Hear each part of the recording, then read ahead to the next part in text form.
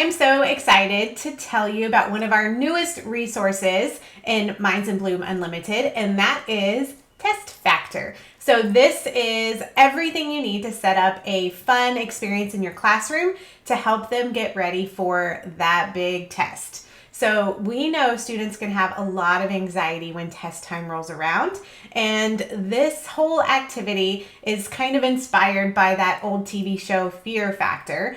I don't know if you've seen it, you may not be as old as me, but I used to love Fear Factor, and they would always say, fear is not a factor for me, and that's what I'm hoping that your students are going to walk away from this experience with. Confidence, readiness to take on the big test, and to throw all that fear aside and get ready to go. So I want to show you this exciting activity and how you can use it to have either one full day of fun, or you could even use one game every day leading up to the test. So let's have a look at what this resource includes. So it's test prep fun. There are 8 simple games. There's some simple decor. There's some ideas if you want to make it into a bigger deal with some party snacks and some fun things.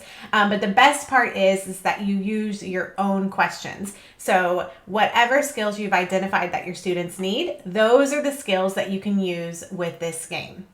So there are also some printables for students.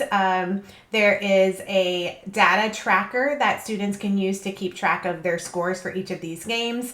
There are some bookmarks, some pencil flags, all of this to remind them that the test is not something to be scared of. It's something that they have worked hard all year for and that they are ready for. So you can print any of these things just to make it a little more meaningful for the students. So here are the steps to get ready for your special day. The first thing is to plan and gather. So you are going to have to decide which games you want to play if you don't want to play them all. I suggest all of them because they're all super fun. And you'll also need to figure out which skills you want to practice. And there are 2 pages included that will help you with that. So this page helps you figure out what materials that you'll need to play the game.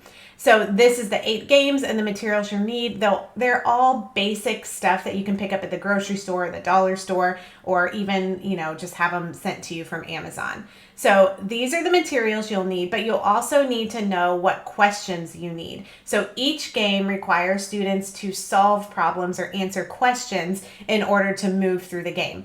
So you will need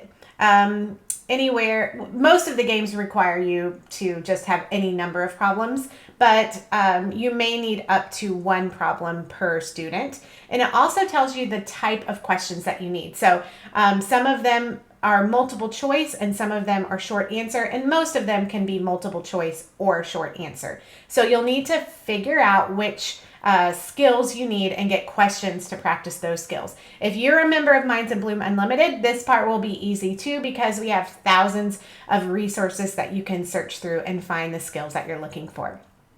So after you have planned and gathered, the next step is to print the materials. So there are 8 games, so there are 8 directional guides. Each directional guide will show you how many team members it is, it will tell you what you need, and it will help you get prepared for the game. So again, you can do all of these in one day as just a fun day of practice, or you could just do 1 a day. You might also have to print some extra materials for the game. So some of the games require recording sheets or answer documents, things like that. So you'll need to print those, and then you can choose to print the motivational material for your students.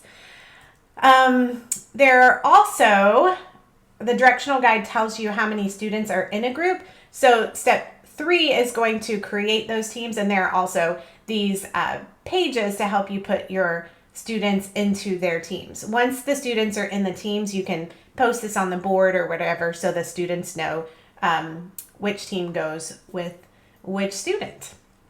So after you have created the team, you can decorate if you want to. There's a big banner. It's an 8-page banner that you can print and hang. There If you want to take it a little further, you can even do some fun things like get balloons, yellow and black balloons, or caution tape. Just go to Party City or Amazon and see what might fit the theme. You can even work with your entire team and have, one of your team members do finding the materials for this game and another one for that, or in their classroom. So it's very versatile on how you can use it.